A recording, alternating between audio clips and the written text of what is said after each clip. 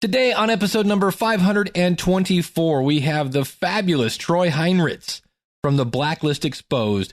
It is a great story filled with it's like one big long because of my podcast story. Get your pen and paper because we got a lot of strategy to go over as well. Hit it, ladies! The School of Podcasting with Dave Jackson.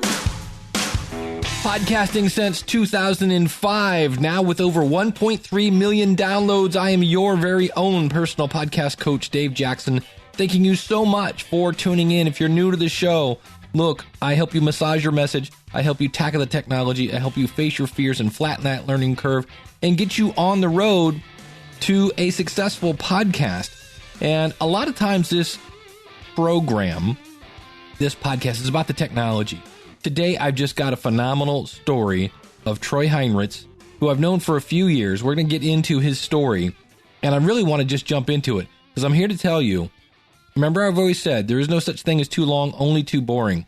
Originally, this conversation was about an hour and 45 minutes, and I've cut out a few things, but really what I've left in is the cool parts of the story and the strategy. So, for everything we're talking about today, check him out. You can find Troy and all of his podcasts, along with many other ones, at Golden Spiral Media. You can also go to theblacklistexposed.com, and I'll have links to all this out at schoolofpodcasting.com/524. Let's just get to the interview. What inspired you to go, I want to do one of those? Well, originally, when I graduated college, I went to school for radio, believe it or not, and I actually produced shows for the radio station. Nice. And I was like, well, I do this kind of corporate day job thing, and I kind of miss the radio thing because I'm in Chicago. And when you go from a small market to a very, very large market, number 3 in the country, you don't quite get radio jobs in that kind of a move. You have to kind of do your time. So I was like, well, this podcasting thing is kind of like radio. I've done radio for 6 years. I've produced shows. Let's do it. Let's see what we can do. So just found a good co-host and was rocking and rolling from 2013 on. Oh, that's cool. I did not see. We're all learning things. Because I'm like, I didn't know you were in HR. And I'm like, well, that explains what he does during the day, but I didn't know you had a radio background. Well, that's very cool. So what was the first podcast? First podcast was Under the Dome Radio at underthedomeradio.com. It's still up there. You can still suffer through it like we all did for 3 seasons. We kid because the way that started out was Wayne Henderson. I was listening to his Fringe casting and then his Packers fan podcast, because it's his podcast first and foremost. I'm just the side chair guy. They came on in season 5. And when we were doing the Fringe stuff, I was calling into a show, kind of leaving some musical clips, feedback. And I was like, dude, we're Stephen King fans. Let's do this Dome thing. There's all these like Jack Bender's behind it and Brian K. Vaughan's behind it. They all did Lost. This thing's going to be good. It's going to be huge, right? Because if you got Lost people behind it, it's got to be awesome. Not so much, because then Brian K. Vaughan left the show and season 2 and season 3 went to the toilet pretty quick. But we had a blast because we had a great fan community on Under the Dome. And I think that's why we stuck with it for the whole 3 seasons it was on the air. One, because it was during the summer, so we had nothing else to do. So why not do a podcast? And then we also took it to the step further where people were actually calling in and making their own audio dramas as listener feedback. Like we had one guy who was trapped, fell out of a helicopter or something, couldn't watch the Dome. Then he found this receiver and he's like trying to like find out what's going on to get his fan feedback in every week. And it became this thing where another guy was hunting him down. And literally there was this mini audio drama for the entire whole of season 3. And we're like, this is better than the show. We just got to produce this thing. And it actually had an ending, which was better than the Dome. So it worked out. Here's my question. When it's just stinking up the place, were you saying, wow, this show is really stinking up the place? Oh, yeah. Okay. Let's be clear. We were not, I guess we wouldn't say we hid our frustration or distaste for the show in any way, shape, or form, but we were cool about it in that we found a way to make it entertaining, enjoyable. We actually added to the show in season 3, if you can believe it. We actually did video reaction casts the minute the season 3 episode ended, and we would open it up with something crazy. Like Wayne was saying that in order for him to enjoy the show, he had to take happy pills. And for him, that was Whoppers. So then it was a matter of how many Whoppers did he actually have in his hand when we opened up the show to see how bad the episode was, to a point where he actually took an entire box of Whoppers and put the box in his mouth one night because the show was that bad. and the people loved it. They subscribed, they listened, they reacted. We told them the questions to like send in and feedback, and that actually increased our listener feedback for the full show 3 days later that we put out as the audio version of the show. It was great. People wrote in iTunes reviews. I think that's why we stuck with it, because the iTunes reviews were the podcast is better than the TV show. And if you got comments like that, it's kind of hard to say no to the fans at that point. Right. All right, I got to jump in now. I know it's like I say, it's a long interview. I'm still going to interject here. Think about this. People tune in for the content. They stay for the host. This is one of those things that just keeps coming up over and over. They come for the content. You build that relationship. They stay for the host. And what do? They made a really crappy show entertaining. I can just see Wayne Henderson there with all of his whoppers. I laugh just thinking about it. And that's how you take crappy material and you bring it to life to where people are tuning in to see how many whoppers is it going to take for Wayne, because and they made their own show, the side of the show. I think it was awesome. So people tune in for the content. They stay for the host. Exactly. And people are listening. And now, did anybody from that show follow you to your next show? Well, interestingly enough, most of the people did, because that show is on Daniel J. Lewis's Noodle Mix, or sorry, the Daniel J. Lewis, now everywhere in social media land, his Noodle Mix network. And so Daniel called us to put Dome on there. He probably regrets that decision today. But it actually led to something better. So when we were doing Under the Dome, we actually met up with one of the actors who was in maybe, I think it was 2 episodes total, by the name of Kevin Sizemore. And this was a really interesting story. I know that you have your Jeremiah 29:11, Love the Bible verse, up on the website. You talk about it a lot on the School of Podcasting, and we've talked about it. And it was kind of a similar situation where Kevin was bold enough to put a Bible verse on his Twitter profile. And so I just kind of reached out to him and said, hey, I really love your Bible verse. I'm an Ephesians 4:32 kind of guy and a 1 John 4:7 and 8 kind of guy. And he tweeted me back and he's like, let's get on Skype and talk. And I was like, this Hollywood guy wants to talk to me, some dude in a basement in Chicago. Never met him before. Don't know anything about him, just because of our faith conversation. And that opened up the door for us to interview him, build up a relationship with him.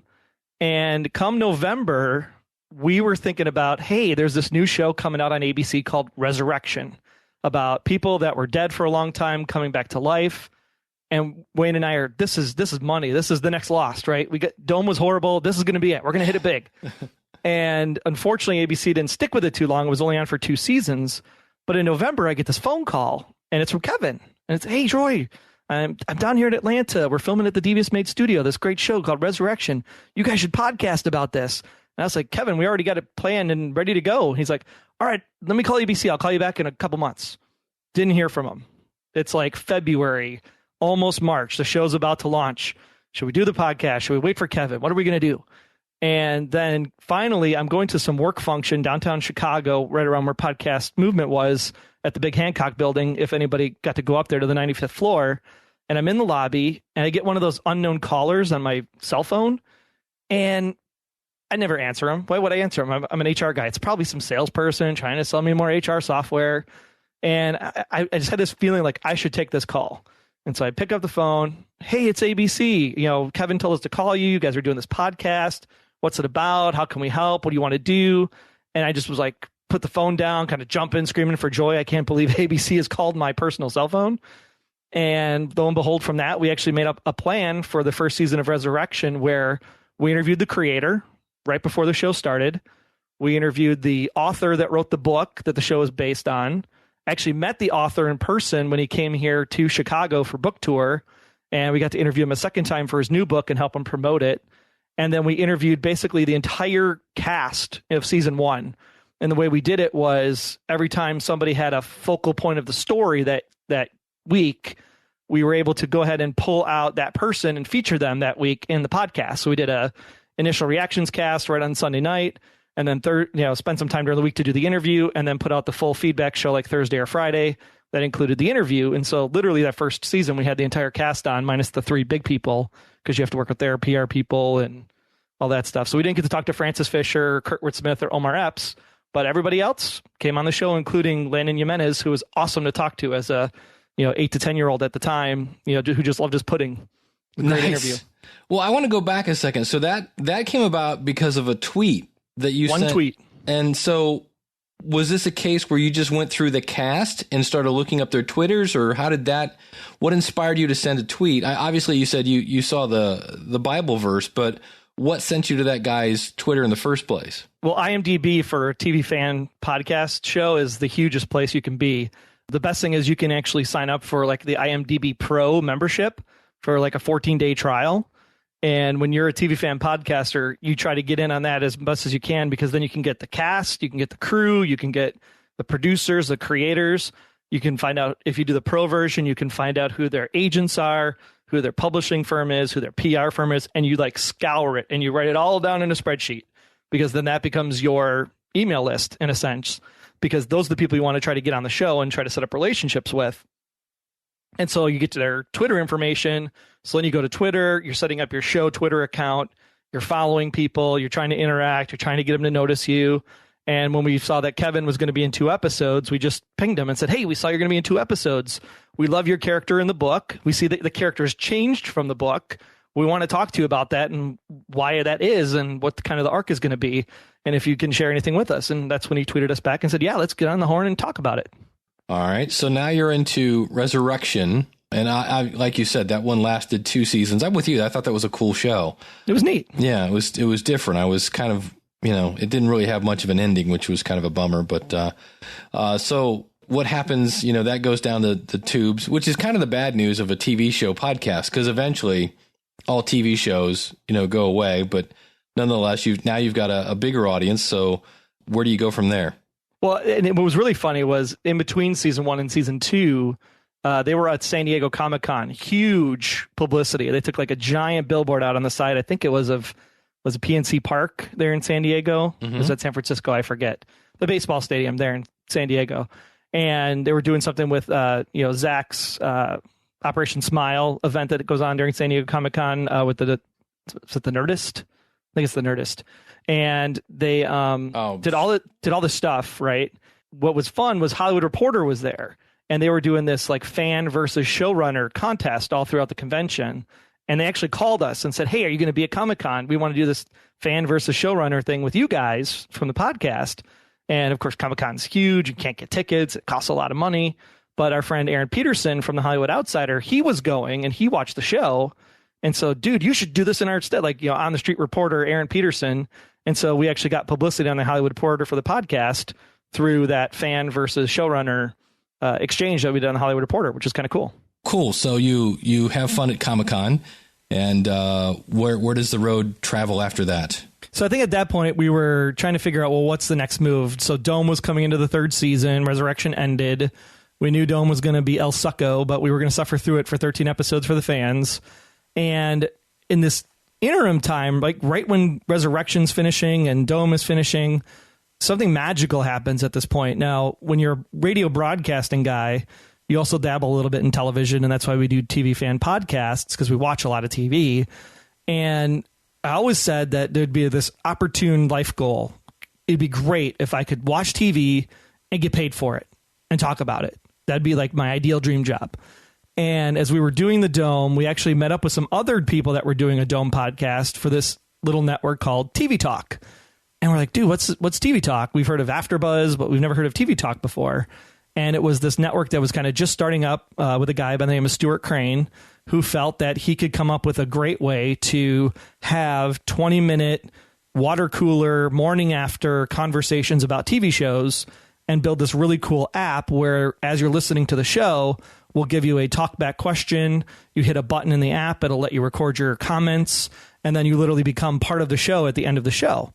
And when you think about it on the surface, like, this is the greatest thing ever. Like, this technology, like, record and be part of the show and have this great community all dealing on the app. This is perfect. This is a gold mine. And then we found out Stuart's paying people to talk about TV for 20 minutes. And we're like, sign us up. How many shows can we do? And that's when the Blacklist came to fruition, because I got I was kind of one of the last people in. Daryl Darnell from Golden Spiral Media and Pro Podcast Solutions was the producer on TV Talk. So he hired us to do The Blacklist, and Wayne and I did Revenge. And we did that for a season. Stuart obviously didn't. The hope was either, sell the technology to somebody else that wants to buy it, find a partner. Otherwise, when the money runs out, hey, great ride. We'll see y'all later. And the money ran out. We didn't sell it. So we were all, oh, man, we kind of like doing these shows. Who could we do these shows with? So we moved The Blacklist over to Golden Spiral Media with Daryl. And that became what is now The Blacklist Exposed, our big flagship show. Are you comfortable saying, like, is this gas money that you made from TV Talk, or was it like, no, that's like sizable money, or? I would say that because we were doing 2 shows, I would say that it was enough that it was a vacation over by the time the year was out. Loved it. It was great. I think the business plan probably bleeded the money a little faster because we weren't doing a ton of work. I mean, you watch the show twice, you talk about it for 20 minutes, you send it up to somebody else to edit it, which, funny enough, that's how we met the real Brian Kane, because he was our editor for both shows. So that's how Brian and I became friends, was through TV Talk as my editor. So now we're on to The Blacklist, and this is where things get really crazy. I mean, your story at this point is really cool, but this is where it gets crazy. So carry us into The Blacklist Explodes land. Yeah, so season 2 rolls around, and we kind of had to like redo the show a little bit. It's going to be a different format. We can be more. Daryl was all about long form podcasts. And I'm like, well, what's long form? Is it like 45 minutes? Is it like 3 hours? And he's like, yeah, about 60 minutes or so. So the whole kind of format of the show changed a little bit. And I wanted to make sure that I had somebody that was willing to watch a show, do the work. And it's not that we had any bad blood between me and my old co-host, Dave Dreher. I keep him in the loop. I tell him, hey, we're putting the season 1 content up with The Blacklist Exposed, so you get the exposure for the first season. So we have a really good relationship there. But I just wanted somebody I could really partner with and do a lot of the work. And Aaron Peterson, had done some stuff. He was the super fan from Resurrection. He's a Packers fan. He lives within an hour of my house, so we could strategize and meet together and do things. And so I brought Aaron in for season 2, and we really just kind of tested the waters, kind of felt our way through season 2. Sophomore seasons for a show are typically the ones that are either going to make it or break it. There were points during season 2 of The Blacklist where the fans and even us were kind of like, what are you guys trying to do here? By the time season 2 ended, I think we were in our groove because there was this cool little tool that came out. I know you've talked about it before. Heck, you might even have a podcast about it still called Clamor in about April in New Media Expo. Mm-hmm. And when Clamor came out, we had this brilliant brainchild idea of, we're kind of funny on the show. At least we think we are. So let's test that theory and let's have people clamor weird stuff that we do on the show. So I think one of the big clamors that played a lot was there was this episode where Liz is kind of hanging from chains in a ceiling and can't really touch the ground.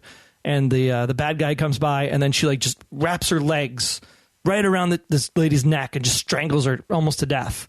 Wrestles her to the ground to get down and everything. So we called it the thigh vice. Nice. and this clamor goes crazy, right? Liz in the thigh vice. And once that happened, we figured we were onto something. So we had a contest and said, okay, whatever you guys can come up with, the craziest clamors you can come up with, the best ones we're going to feature at the end of the season. Well, we got these 2 guys, Rory and Bill, and Rory and Bill put together some of the greatest clamors you've ever heard of. So to give you some context, I have a weird theory about The Blacklist. Everybody hates my theory. We've actually told the theory to even people that run the show, and they laugh about the theory. But my theory is that Red Reddington had a sex change, and the reason why Red Reddington is not the father is because Red Reddington is actually Liz's mother. Dun, dun, dun. That's the theory. So Bill and Rory go out and find the things that you would never expect to find. Now, Troy has this theory, if you've never listened before, that Red is, in fact, Liz's mom, who had a surgery, a reconstructive surgery. What you just said is one of the most insanely idiotic things I have ever heard. Everyone in this room is now dumber. And these went viral. They were huge. It got spread all over the Facebook groups. And so at the end of season 2, we said, these guys were so great, we're going to let them hijack the show. And so for our episode 27, Bill and Rory actually did the intro for episode 27, the whole thing, introduced the show. They actually played a 2.5 minute clamor tribute of all of their clamors stitched together. Aaron had no idea I had set this up. And so he was all pissed off. He's like, oh, come on. Why can't I introduce myself? No one's going to know who I am. And I'm just shut up and go with it. And I play the whole thing. And he's on the floor laughing and rolling, hysterical. And I think it was at that point we knew we had something magical, because then the fan, like that was the greatest episode. It's one of our most popular episodes still to this day in terms of downloads. I think it's like number 2 or 3 behind the John Bokenkamp interviews, because he's the creator of the show. So people are obviously going to listen to him. But yeah, it was fantastic. From that point, we knew we were money. So then we had to build all these relationships all summer. We're on this high right at the end of season 2. So for 3 months, we got to cultivate this and work it. And we started putting out clamors of all the stuff that was season 2 stuff, trying to keep, in the news media cycle, Twitter, Facebook, found all the Facebook groups, started interacting with people in the Facebook groups, and we ran across a person who knew one of the writers on the blacklist. And so when we went to go start out season 3, we're like, this is it. We got to strike now. Open up season 3, one of these interviews with the writers, kind of get his lay of the land. Let's just get him to talk about the writer's room and everything. So we had Daniel Knopf. And for those that don't know the name, he was the creator and the genius behind Carnival on HBO. And we had him on the podcast. And when you sit and listen to this interview, it's episode number 30, I believe, of the podcast. And he has this really great, profound line where I just kind of sit back every time I hear it and just get chills when I hear this line. But the fans like rail on these writers. They're like, oh, why did you write that person that way? Why did you do that? Why did you do this? And people don't realize that there's a lot that goes into writing a television show, because you're not writing just the dialogue, but you're doing the blocking and the shoot it this way. And we kind of want to see this and see that. And here's the emotional angle of the scene. And he comes up and says, look, I take my job very seriously. Okay. 15 million people watch The Blacklist. So for me, I am what stands between this person coming home from work, sitting down, having a frozen TV dinner, wants to escape their lives for 44 minutes. And if I don't do my job well, I just smoked 15 million hours of human life. Man. I was like, whoa. No pressure. Yeah. Like, wow, that is just profound when you think about it, because then you're like, what do I do in my job? How many people do I impact? How many people do I impact with my podcast? And should I be doing something better? And like, I feel like crap now, because I definitely don't think about that when I'm doing my stuff. And I got to start thinking about that now. And it was, wow, amazing interview. But that wasn't even the best part. Well, okay. So you knew somebody in your audience who knew the writer. So there again goes back to that building that relationship with your audience, because if you didn't do that, then you wouldn't know the guy that knew the guy. So that's exactly cool. All right. Very cool. So obviously now that we know the guy who knows this guy, right, we're actually doing the season 1 premiere. We're doing the live tweeting thing. TV Show Fan Podcast, live tweeting is a must. Like, you have to be there, because that is the 1 hour that your entire fan base is locked in. At least we think they're locked in, because of course you have live plus 7-day viewing and DVR and all that stuff. But you got almost 6 million of that 15 million is captivated for that 1 hour, either on Twitter or Instagram or Tumblr or Facebook or wherever. So you just got to be involved in that hour before, hour after, and the hour during. And we're so busy engaging with the audience, we get a tweet from one of our, I think it was actually Rory, sent me a direct message and said, hey, did you know that John Bokenkamp tweeted you? Now, John Bokenkamp is the creator of the show. And sure enough, there's a tweet that says, and I quote, like, hey, you interviewed Daniel Knopf. Where's my invite? Wow. And we're like, did he just invite himself onto our show? Did he call us out for not calling him? Like, holy crap. Did this just happen? And of course, we interviewed a creator before, so this is like, shouldn't be, but it's like, this is 15 million people on NBC in prime time with James Spader. Like, nobody wants to talk to two guys in a basement. They want to buy the PR firm, and right. Here the creator's reaching out to us. So obviously we're doing something right. So we work it out with his people. We figure out, hey, we're on this 8-episode run to the winter break. Let's go ahead and just do like a winter break wrap up with John Bokenkamp kind of episode. And so we planned it, and that's where we got. And as we're going through that interview, we were kind of going back and forth, Aaron and I, saying, should we ask him? Should we ask him if season 4 has been renewed yet? Because we hadn't heard anything. So we're going to throw out the question. And Aaron's like, no, let's ask it. So Aaron just kind of nonchalantly is like, well, John, season 4 is going to happen, right? I mean, it's pretty much in the bag. And John's like, oh yeah, we knew about season 4 a long time ago. Yeah. So yeah, we're definitely renewed for season 4. Nice. And we're like, okay. So then immediately we're scouring the internet, right? Where's the press release? Where's the press release? Is it out there? Is it out there? It's not out there. So we're like, okay, well, we want to do our standard press release. Hey, we had John Bokenkamp on. Here's some things he talked about. Here's the time codes if you want to get it. And at the very bottom of that press release, we said, oh, and John announced that season 4 was a go. Here's the time code. Figured no one's going to read it, right? We're two guys in a basement. And sure enough, not like an hour later, the Wrap.com sends me an email and says, hey, this is great. Thanks for the clip. We're going to run the story. And at that moment, I just went sheet white because we're like, what did we just do? Because where this is kind of cool, NBC is going to blacklist us. John's going to blacklist us. Nope.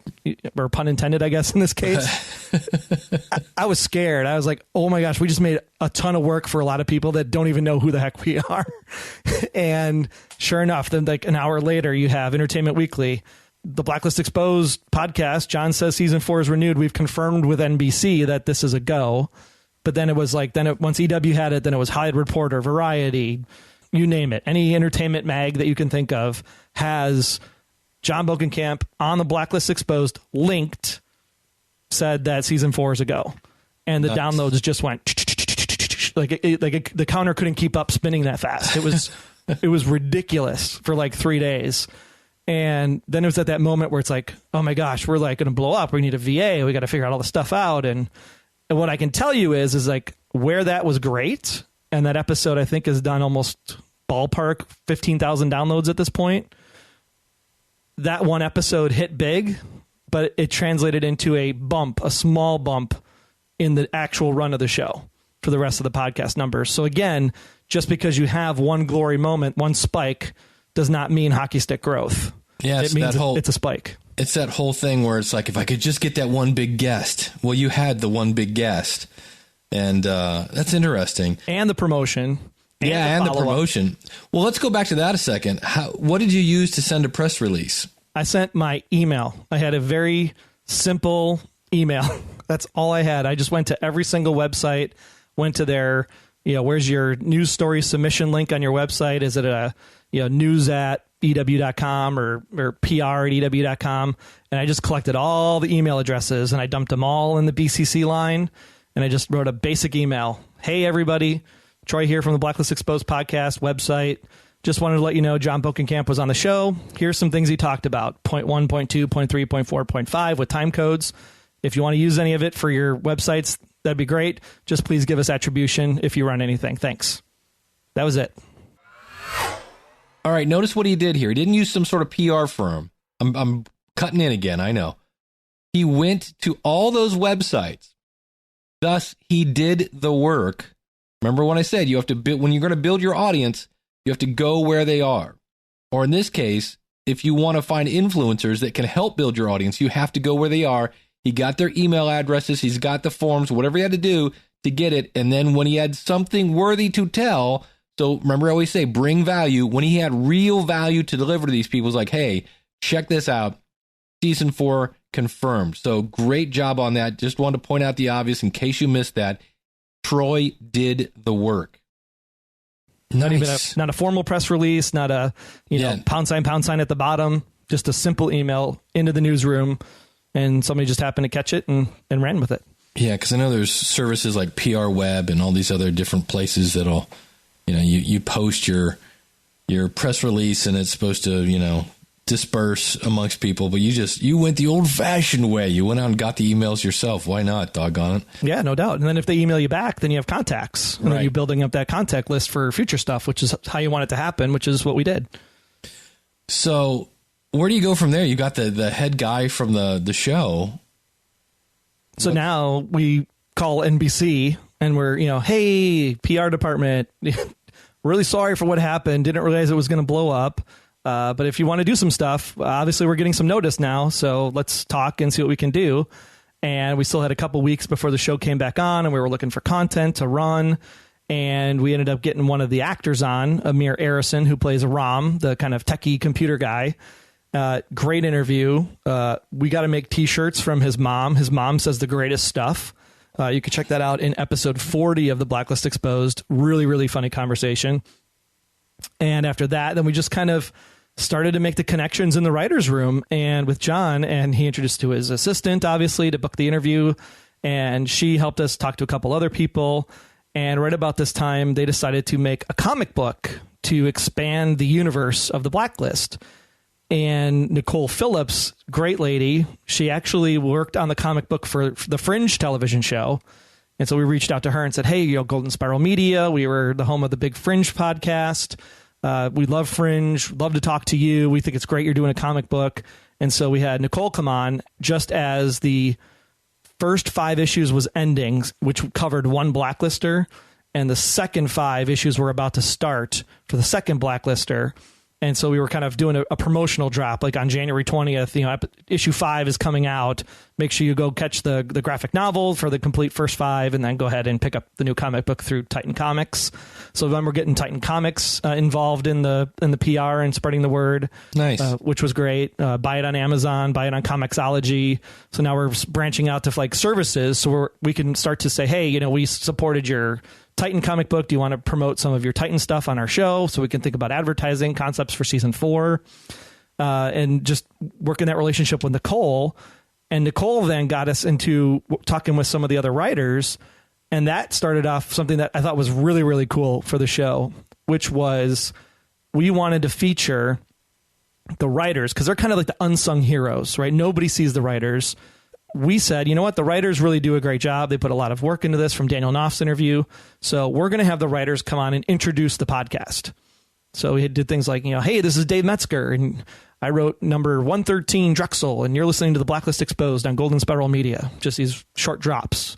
And so we did that for pretty much every show there forward for the end of season 3, including one by the Dave Thomas.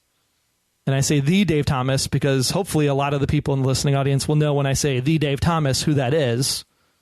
And if not, we'll just call him Strange Brew, Great White North, Bob and Doug McKenzie, that Dave Thomas.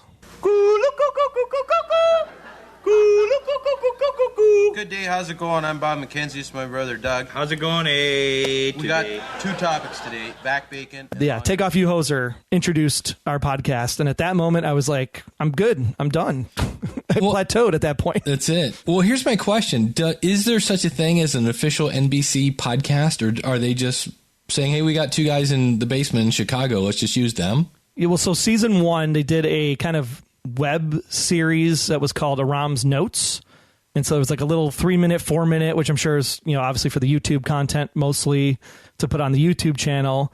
But there's no official long form discussion after show like you would see was it Chris Hardwick doing on The Walking Dead on AMC? Nothing like that for The Blacklist. We're kind of those people right now, I guess. Nice. But yeah, it's been a ride for season 3. And you've also got a ton of swag. I know there for a while. It's like, look what it is. Somebody else just sent me this. Somebody else just sent me that. So really, really great story was that John Bissell is the music director for the show, and him and John Bokenkamp, crazy music people. And they said, why don't we do this really cool thing where you can take a record. For those of you that don't know what that is, it's a plastic disc. It's really large, about the size of your head. It's spun on this thing and went around in circles, and you actually put sharp objects on top of it to make noise. And they decided that they were going to make a vinyl record of most of the best songs from season 1. It's kind of like a soundtrack. The key, though, was that in this record, they decided to make it red vinyl because the guy's name is Raymond Red Reddington. And sure enough, the thing comes in the mail, and you open it up, and they got this like dossier booklet inside, and it's all red X's. And you're just sitting there going, huh, they did it. They actually did what I thought they were going to do. So you take the red record, and you slide it over the red X's, and oh my gosh, it's a giant decoder ring. This is the coolest thing ever. hey, we'll put up a post because you sent us the free stuff.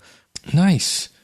Very cool. That followed on actually getting something else, which was really cool. If anybody watched Lost and knows about the Lost Encyclopedia, it is probably like the essential element to have besides the cool Dharma Temple Blu-ray, all 7 seasons or 6 seasons in one box set. That's cool with like the black and white game and everything. But this Lost Encyclopedia is everything you want to know about the show. And it's written by Paul Terry and Tara Bennett. And they do a phenomenal job with fan content and putting it in these types of publications. And so we got wind that Paul Terry and Tara Bennett were doing a blacklist encyclopedia of sorts for the show. And so we reached out and said, hey, we own the encyclopedia. We own September's Notebook. We heard you doing the blacklist thing. This would be awesome. And Paul's like, we'll send you a copy. So they sent us a copy. We kind of looked through it and we're like, this is actually really cool. Very so we had them on and interviewed them and had a great chat. It was awesome. Nice. Well, I'm sure somebody's going to want me to ask this question. And this is, I think I know the answer to this. Are you making any money at this? Making any money from the blacklist itself, we are not making anything substantial. But let me interrupt here for a second because I want to make a point, and I think I know where we're headed with this. Are you having any fun with this? Oh my gosh, I'm having a blast. Yeah. So does this mean you can actually do a podcast without making money, and it's okay? It's totally okay because we didn't even talk about the greatest thing that happened. All right, but wait, there's more. There's more. I was on vacation with my family in California, going to Disneyland, hanging out, minding our own business. And I'm like, oh, wait, they write the blacklist at the Paramount Studios here in Hollywood. Right. So I call up John's assistant. Hey, we're in town. It's like, want to get together. Mom always said, right? Doesn't hurt to ask. All they can say is no. Right. Sure enough, they write back and said, come on over. How about this time on Monday? Let's come on over and have a chat. We'll give you a tour. So sure enough, we went over to Paramount there on Melrose and got inside and, oh my gosh, we're on the Paramount lot and they shoot all this stuff here and we got the tour and all that good stuff. And we went over to the blacklist offices and John Bokenkamp was supposed to be in New York that day. He told me, he's like, man, I'm really sorry I can't meet you. I got to go to they shoot the show in New York. It's like, I got to go to New York. I got to take care of some stuff. So we thought we were going to meet just some of the writers, which is totally cool, right? We're in the writer's room, right. Get to see some of the stuff that's going on and get to meet some of the people we interviewed. And as we're finishing up with some of the writers downstairs, one of the people comes down and says, hey, John will be ready for you in about, 20 minutes. Well, John Eisendrath is kind of like the co-executive producer. Beverly Hills 90210. He did Alias. John Eisendrath is like kind of one of my like all-time hero kind of things because of Alias. And I'm like, oh my gosh, we're going to meet John Eisendrath now. This is totally cool. We get upstairs and Bokenkamp is actually there. He's not in New York. Nice. It's like, oh my gosh, like you're not supposed to be here. And we literally sat in John Bokenkamp's office for an hour, just talking like we were old friends. And he actually interviewed me more than I interviewed him for that hour. He's like asking stuff about like why podcasting and, why did you go to Haiti? Why did you think that was a fun experience? And, what do you do for the day job and all this stuff? And then he's like, I got to go get something to drink. You want to go get something to drink? So then we actually walked around the Paramount lot and he's like showing us all the cool stuff about Paramount and where they do the editing and where they do the dailies. And we're just walking around with the creator of a show for a major network. This is like the CEO, right? We're hanging out with the CEO, 2 guys in a basement, no marketing budget, just really like watching TV. Well, that's interesting, though. It makes me wonder if he was trying, I always say get to know your audience so that you can create a product that's, fits their needs or whatever. And I wonder if that's what he was doing there, was just trying to understand what you find entertaining or, I know you've talked about your theory of Red having a sex change. And I think you said in Chicago that you wonder sometimes if John is thrown in stuff just to fuel that fire. He's denied it. We've asked him specifically about one specific scene and said, you totally threw that in there because you knew about the theory. And he's like, no, we totally didn't. We totally did not. I still say he did it on purpose, but it's kind of fun to think like they could actually be doing stuff like that without us knowing. And the one thing that's really great about it is that what you just said actually kind of happened. We did our season 3 wrap-up interview with him, and he actually asked us that question. He's like, so what are all the theories out there? We know about this theory and this theory, but you guys are the front lines to the fans. Like, what are all the theories out there?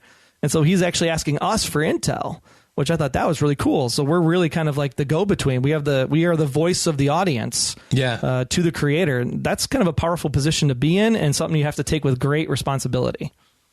Are there any downsides to this podcast at this point? We recorded on Saturday mornings really, really, really early. Just because of the wife and the family and things of that nature. Because it's a Saturday, right? You work all week, and then you're supposed to be watching shows and notes and time. So Saturday should really be a family day. So we try to record it as early as we can. We edit it on Saturday because we're at that point now where we're on people's schedules. Like we talk about, like always be, same day, same time, because people get in the routine. And if the show's not out by noon on Saturday, we got Twitter and Facebook like, where's the show? Where's the show? Where's the show? Holy cow. So we try to get it out by noon on Saturdays. Sometimes we hit 4. But yeah, it's a blast right now. And then we found out, of all things, when I was actually in LA, John drops the nugget that they were picked up for a 23rd episode for season 3, and they were going to do this backdoor pilot for a spinoff show. And we're like, holy crap, you're getting a spinoff show after 3 seasons? NBC must really like you. So that we're like, yes, we hit a gold mine. Yeah. And then so they're actually going to do 8 episodes of a show called The Blacklist Redemption that'll hopefully be airing between halves of The Blacklist. Like they'll do like maybe 10 and then 8 and then 12 to finish it out. And that's what we're hoping for, because then we can just keep the same feed, the same artwork, and just roll with it as part of the Blacklist universe. And that would be awesome, because then we'll have more stuff to talk about and more time to hang out with the fans. Because that's really what summer sucks for right now is we don't get to hang out with the fans so much and interact as much. So we're actually doing a full 67-day countdown rewatch. So if you want to watch every episode of The Blacklist, right now we're on day number 65 as we record this podcast, which is a Wednesday. And so as we count down, we'll just watch another episode, one every day. It's on Netflix, so check it out. You can then listen to the podcast after you watch the show. Oh, nice. I'll have to check that out. Well, I have a couple of quick questions of things that you mentioned there. I want to go back to when you kind of found a new co-host. And it sounds like that went pretty smooth. Did you guys have anything in writing or a handshake, or how did you... Because I've just heard those at times when people decide to get somebody else or somebody leaves, sometimes it's not always that amicable. Was there anything that you guys had set up ahead of time that allowed that to go smooth? We don't have any kind of formal written agreement. We don't have any legal binding document. Everything is split 50-50, or in this case, something like, 80, 40, 40, 20, because I'm sure Daryl would get a cut too for Golden Spiral for hosting it. Right. But yeah, we want to do it because we like hanging out with each other and we love talking about this stuff. Aaron and I are doing all kinds of other things as well. We've got this podcast called Remake This Movie Right, where we just take old movies and say, if we want to see them today, what will we do differently? Recast them, retell the story a little bit differently with a twist. And that's been taken off. That's at remakethismovieright.com.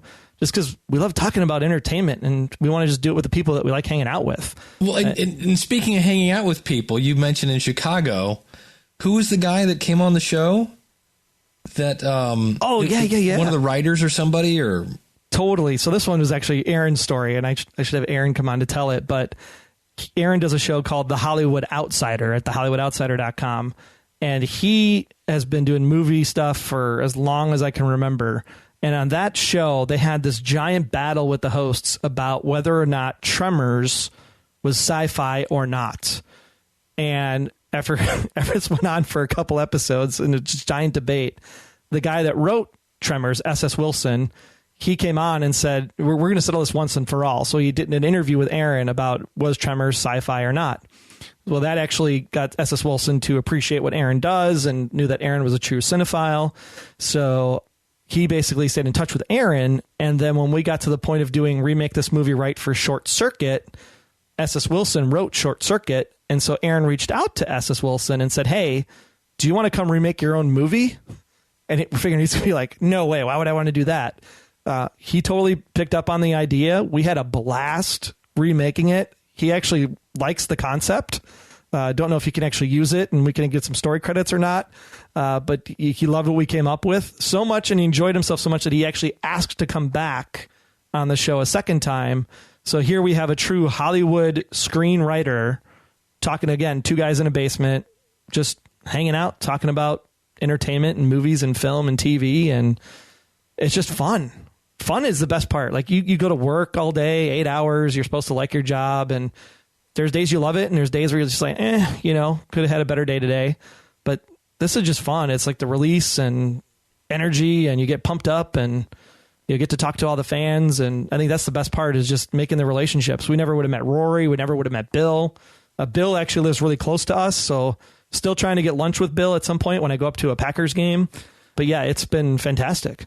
What at this point, are we happy with just the pod? Do you have any new podcasts coming, or is that enough? I mean, you've got a lot of irons in the fire. Yeah, we haven't even talked about like 11/22/63, which was that Hulu show about Stephen King's time travel thriller. Wayne and I did that one because, again, Stephen King.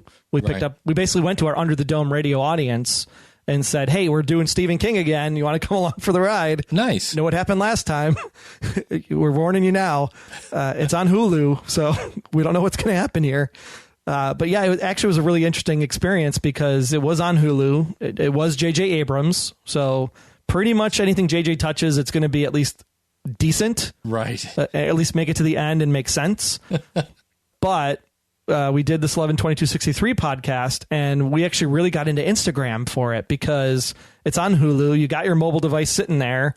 There's these really great shots during the show. So we're just screen capturing on our phone, edit them up, and we use this really cool tool called Shwag.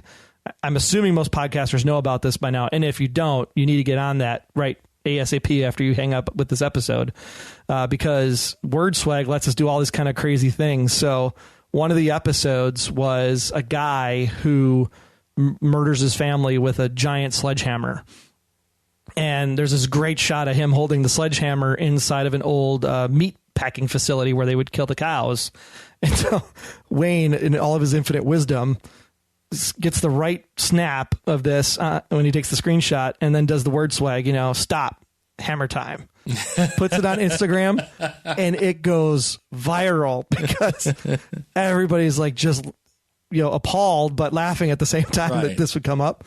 And we started doing that. We should get really weird creative things with the show on Instagram, to the point where 11/22/63 on Hulu, their Instagram account, the main account, started loving what we were doing and actually sent us a thank you kit for promoting the show. Nice. And we got a whole bunch of swag from the 11/22/63 people. So that was really, really awesome. Surprisingly, we actually had a fairly sizable audience for a show that's on streaming media. Right. Like, we had more people do the 11/22/63 podcast than we actually had doing the Dome podcast, which was on mainstream broadcast. Nice. So we were shocked. We were like, holy crap, there's a following for this show. We don't know if that was because of Dome coming over and having the built-in audience, or if people like JJ, or if people like Stephen King and just like the novel. But yeah, we had a pretty sizable following for only having 8 episodes to promote it. Well, and the beauty of Stephen King is if you just wait like 20 minutes, he'll write a new book, and then you can just cover it. So it's totally true. We got to work on the Finders Keepers trilogy. That'll be the fun one. That's it. But yeah, we do have Aaron and I are actually working on a special project for later this fall as new TV rolls out. That'll be on Golden Spiral Media. So just keep your eye on Golden Spiral Media and you'll see the announcement. But it'll be very, very interesting.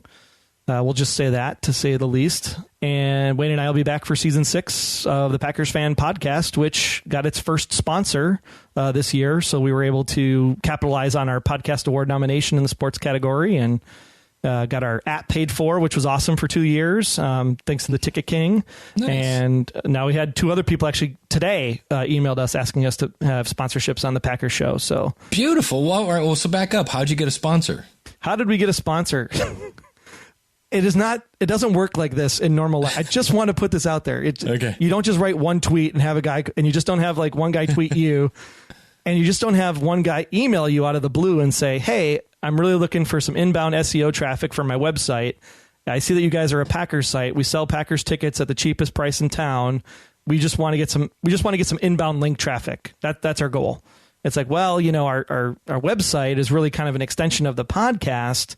So people don't really go to the website unless they actually hear us on the show first. So we try to negotiate with them and say, hey, if you sponsor the whole season, we'll, like $4,000, you'll get a mid-roll, a pre-roll, the podcast, banner art, links. We'll treat you right? If you just $4,000 for the season.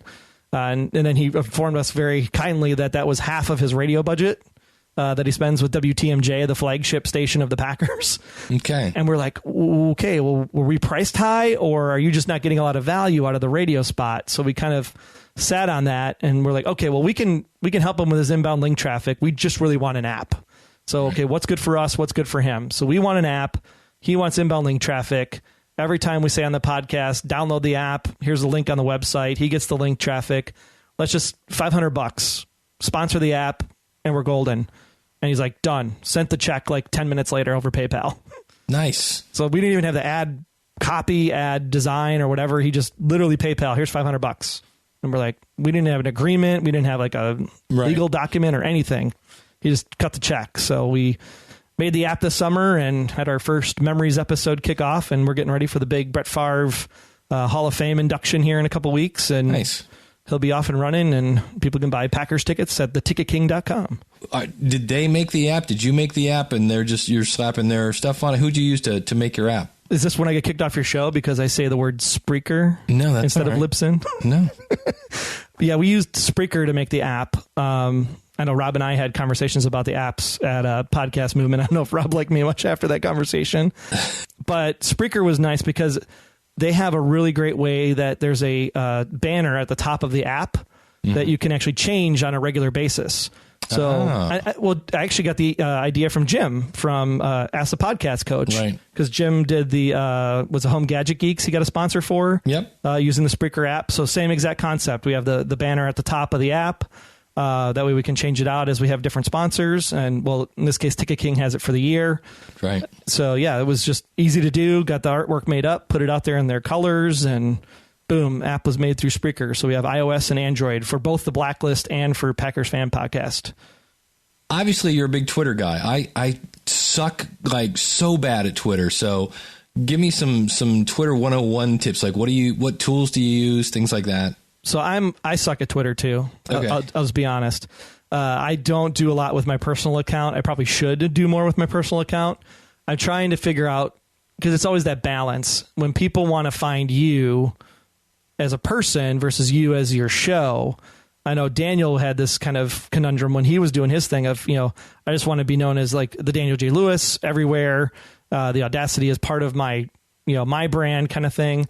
For us with the TV Fan Podcast, I think people resonate with the show, the Blacklist. So somewhere in the Twitter handle has to be Blacklist or Resurrection or Dome or what have you. So we always make show-specific accounts. One, because I don't think everybody wants to hear from my personal Twitter account every 10 minutes, all the clamors that we're doing for the Blacklist podcast would drive them crazy. Then we do the show-specific accounts. So the tips there from a show-specific perspective, like for Packers, just sit on Twitter during the game and just literally see what people are tweeting and just have conversations. So it's not even like you're creating your own tweets per se. It's just the engagement factor on Twitter, because as you're engaging in those conversations, the icon is showing up on the hashtag. So if people are searching hashtag Packers or hashtag GoPackGo, they're seeing Packers Fan Podcast, Packers Fan Podcast, Packers Fan Podcast always popping up. And then when you actually log into Twitter on the web, and it actually shows like the top accounts or top tweets, your account is up in that top accounts area. So then people are like, oh, that's somebody I should follow. And we've actually built a strong followership base because of that, because we're interacting more than we're actually creating content on Twitter. So that could be one strategy, is to communicate more with people versus talking at people, which is, I know, is weird for podcasters, since that's what we're doing all day, is talking at people. But if you build the community first, then the community comes to you. I think both accounts are over 2,000 followers already, which is pretty big for, again, two guys in a basement. One of the things we do, which I thought was really brilliant, is, of course, images in Twitter, and video in Twitter is actually really huge. So we actually made a graphic for Instagram and Twitter that, like, at the commercial breaks, we'll throw out there and just says, thoughts on the episode, call, phone number, email address. The Blacklist, we haven't done anything creative for it. It's just like a hand by an ear kind of thing, like, hey, we're listening. But for the 11/22/63 podcast, we did the exact same image artwork in the branded colors, of course, changed it from red and black to blue and black and white for 11/22/63. But there was this phone booth, and the main character, Jape Epping, goes in the phone booth, and he's like trying to call his dad in the past.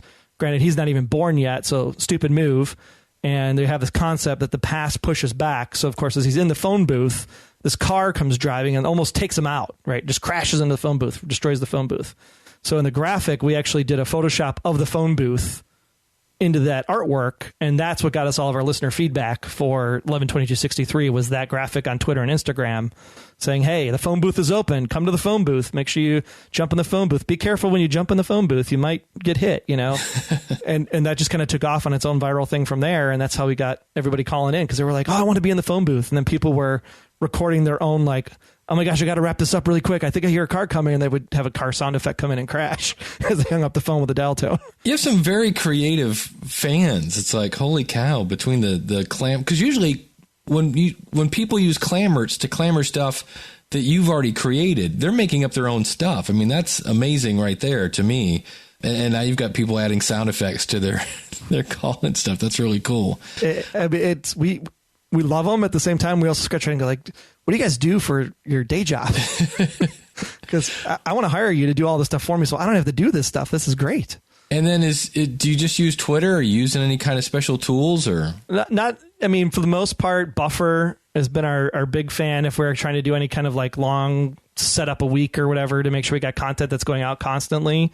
But really, we're just you got to keep engaged in the moment because the tweet lasts 20 seconds right when it's out there. So if we see something come in with an at mention, make sure the push notifications are on for your at mentions and your direct messages. Respond to those as quickly as you can. Let me I'll pull one up for you actually that happened today because I thought this was really cool. We were talking to Christy Rogers. Christy Rogers said, hey guys, I've listened to every single podcast and heart wavy emoticon. Love you guys. Can't wait for season 4, September 22nd, but dread the wait for the following Saturday rewatch and listening to all of you. Thumbs up, clappy hands, high five hands, raised hands. And I wrote her back and said, thanks so much, Christy. We can't wait to get back with Red and friends as well. We miss all of you, Troy. And Christy's like, wow, wasn't expecting that. Totally made my day. Thanks so much, Troy. There you go. So just because you took time to say, hey, we miss you too, they know that we're listening, we're still out there, and that helps. Well, and that's one of those things where, I could say, well, Troy, the reason she said that is because, you're the Troy Heinritz, to which, but it's one of those things where when you get something, because it's like you said, I'm just two guys in the basement in Chicago. I'm just a guy from Akron, Ohio in my apartment, but whether we want it or not, the host has this weird, like, wow, you're the host kind of thing going on. So when you interact with your audience, it is kind of like, wow, that was really cool. And now that person is out probably telling somebody about your show. And all it took was a tweet. So that's a beautiful thing. I mean, the greatest thing for us was we did two things. We did a live season 2 fan meetup at a Doctor Who cafe called the Blue Box out here in a suburb of Chicago. We had mostly families and friends showed up, but some people showed up. So that was really cool. But we recorded it, put it on YouTube, so people knew that we were actually up for doing the idea. And so we're probably going to get a lot more people. We're trying to do some kind of season 4 kickoff thing. Some plans are going for that. But then we went to a Golden Spiral meetup while we were at Podcast Movement for any Golden Spiral fans that were in town. And we got to meet a couple of our listeners, and Hannah was so great. Like, she saw me, she's like, oh my God, it's Troy. And it's like, I'm just a guy. Yeah, it's okay. But at the same time, you kind of fan out a little bit, and we do the same thing. Like, oh my God, it's John Bogenkamp.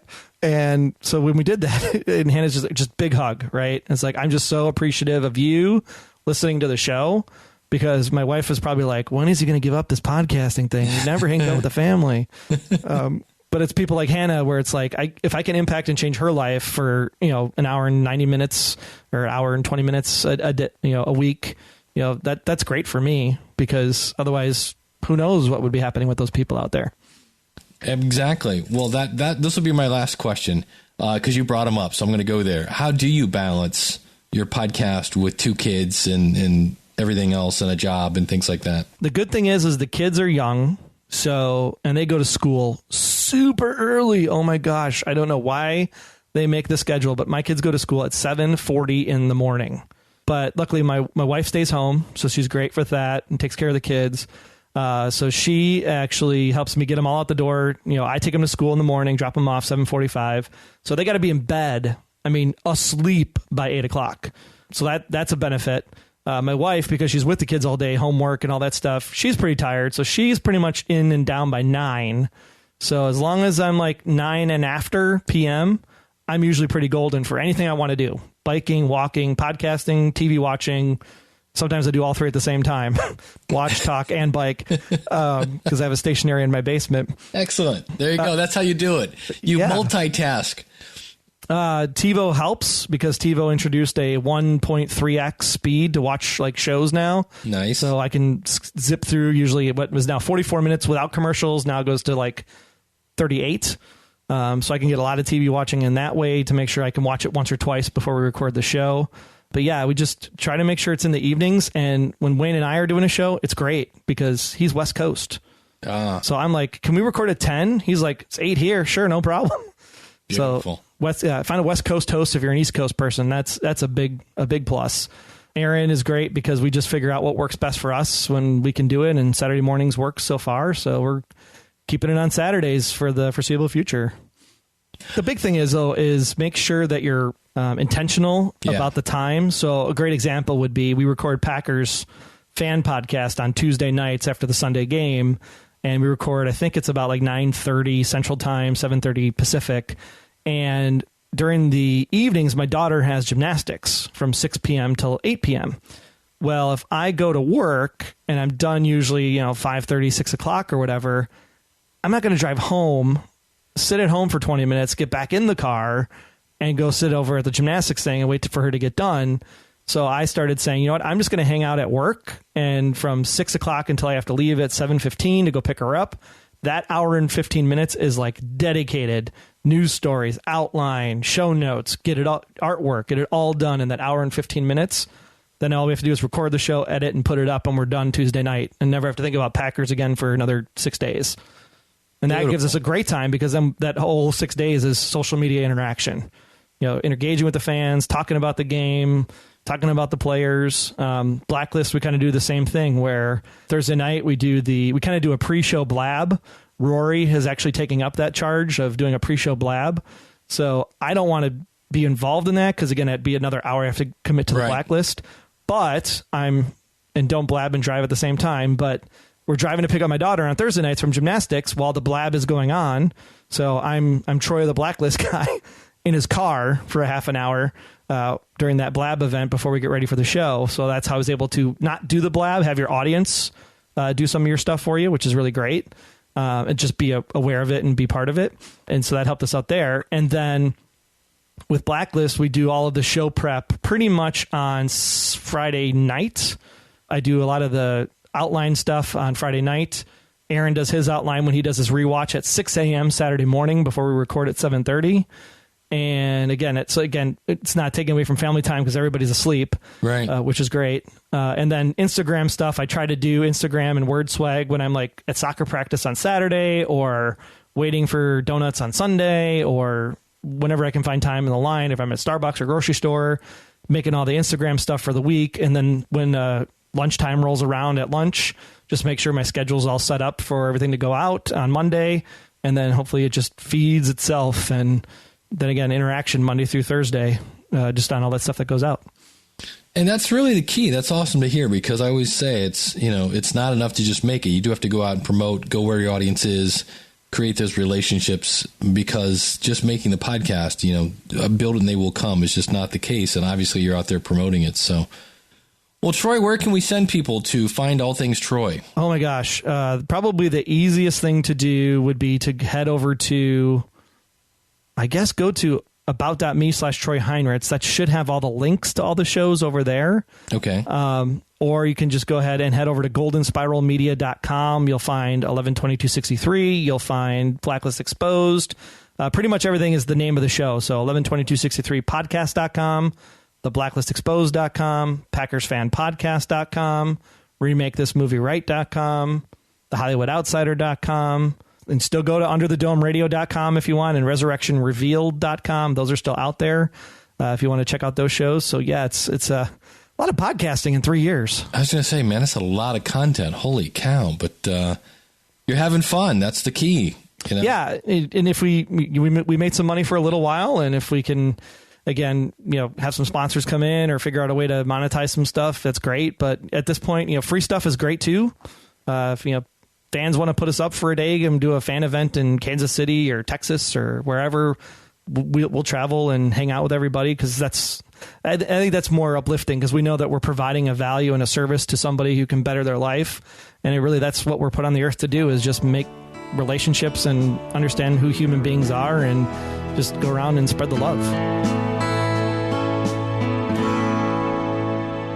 What a story. Think about all the stuff there that we just, this all started literally with a tweet. He just reached out to, he looked at the different actors on the show. A Bible verse caught his eye, and he thought, I'm going to tweet this guy. Why not? What's it going to hurt? That led to ABC and their PR company calling to see how they could help the new podcast.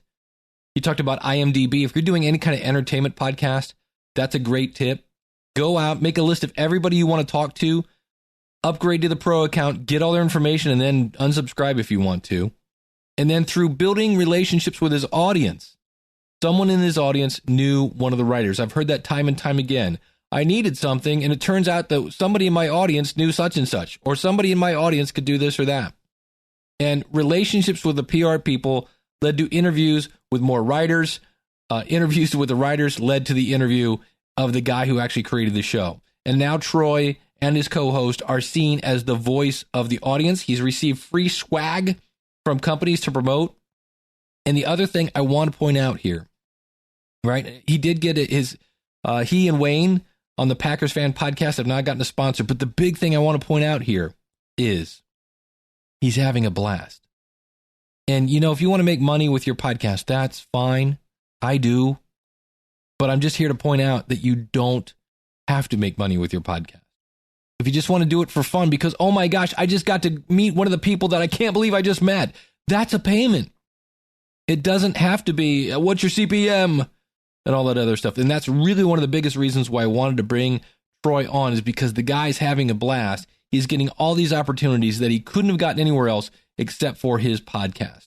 So, Troy, thank you so much. Again, his website's The Blacklist Exposed, PackersFanPodcast.com, or for all things Troy, as well as everybody else, GoldenSpiralMedia.com, and that is his network that he's on. That's run by my buddy Daryl Darnell, who is over at Pro Podcast Solutions. And if you're looking for an editor, Daryl does a great job. And that is going to do it. I realize this show is a little long. You guys can let me know. Did you make it through the end of the episode? I liked it. And I hope you did too. Our website is schoolofpodcasting.com. Subscribe to the show and never miss another episode by going to schoolofpodcasting.com/subscribe. So thank you so much for tuning in. In the future, I'll be going over the questions that I did at Podcast Movement. I've got a survey. If you're a member of the newsletter, I'm sending out a survey about, what's your favorite podcast player. We'll be talking about that. And of course, anything that you want to talk about, all you have to do is go to schoolofpodcasting.com/contact and hit me up on email or voicemail, whatever you want to do. And I'm always looking for input from you because the show is, well, for you. So thanks so much for tuning in. Until next week, class is dismissed. Take care and God bless. This podcast is part of the Power of Podcasting Network. Find it at powerofpodcasting.com. Changing the world, one download at a time.